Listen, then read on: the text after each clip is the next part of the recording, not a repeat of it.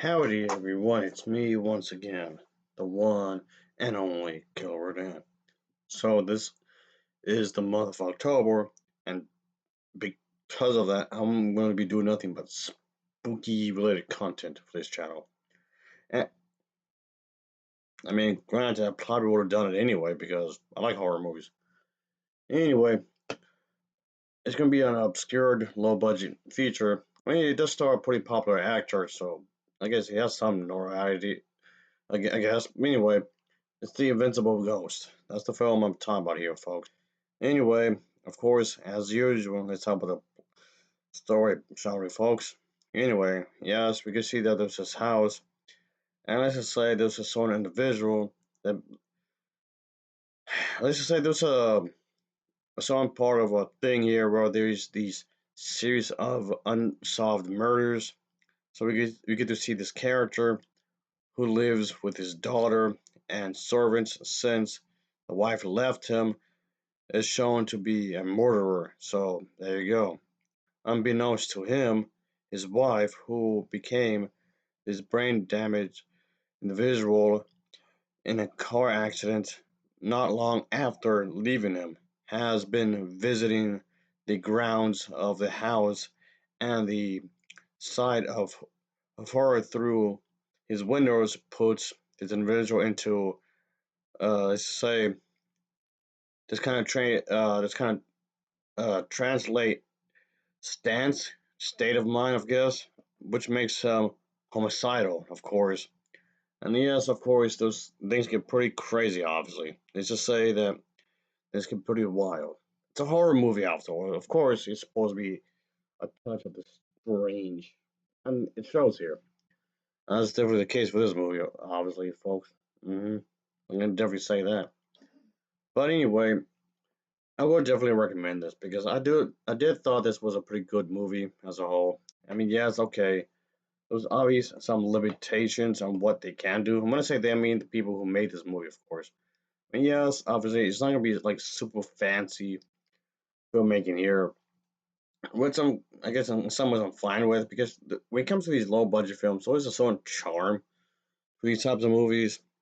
And yeah, a lot of the films in the more modern day era just seem to be rather lacking, if you ask me. But I don't know, maybe just me though. I don't know. I've seen this film when it was first released. Yes, I'm that damn old, definitely. And but anyway, and that's kind of a thing though. As a result, I did see a lot of films like this way back when, and yes, of course, I still cherish those old movies for the most part. Yes, I'm gonna be one of those type of people. Oh, they don't make them like they used to, and all that. Yeah, I'm one of those kind of. Yeah, I'm one of those bastards, definitely. Oh yeah. But anyway, I did think that this was a pretty weird one in that sense that we had these strange things going on, of course, with the house and whatnot. But anyway, I just thought this was something I just had to talk about because of the fact that I did think that I do I do like the actors and actresses in this. The actors and the actors and actresses aren't too bad, I suppose. And I can definitely say that this definitely has its charm. Yes, of course, it might be cheaply made, but still, though. Despite the limited production that this film has, the people behind this definitely had to work around that. And in some ways, they did. Because, contrary to what I believe, yes, movies are pretty difficult to make. Films are incredibly hard to do. It's not super easy. You can't just record a bunch of stuff and just cut it a day. Of course not.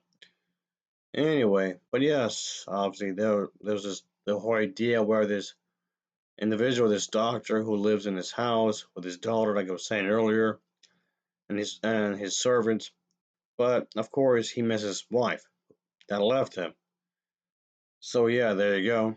When there is this murder in his house, yeah, just to say things just don't seem to quite go right. Of course, you wouldn't when you think about it. But anyway, I would definitely say that this was a pretty entertaining movie, nonetheless. I thought it was a pretty entertaining film, all things considered, of course. And I definitely would recommend get into this, of course. If you find a physical copy of this movie, I would say buy. You could at least have it for your collection for your movie stash, I guess. I don't see why not. I've seen some of these movies. It's not even funny. Oh boy. So yeah, that was that, I guess. And I don't know. I can definitely say I like the idea here. I did like the overall tone of course, of this. I did like the. I mean, of course, it's kind of an odd premise with it, which I do believe is a pretty strange premise in the grand scheme of things. But it's fine if you make it work, you can make it work. So it's okay. I don't mind that. But I don't like the idea that the people who make these kinds of movies will have like a really strange premise for their movies and just try to make it work. I guess they're trying to experiment. I guess when it comes to storytelling, I suppose. Yes, like I said, I know do realize the the just the premise alone makes this film like an oddity in some ways, which I guess in some ways it does, I suppose. But I didn't mind it really. I was fine with that. Sure, why not? Let's go for that strangeness, this oddball of a thing, I guess. Why not? Whatever. Anyway, like I was saying, the acting for the most part was decent. I suppose it was decent enough. I reckon. I didn't like the way the actors and actresses were trying to commit to the roles, of course. I'm trying to commit to the characters and whatnot. Sure, I don't mind that. I don't mind that they're trying to put some effort in this.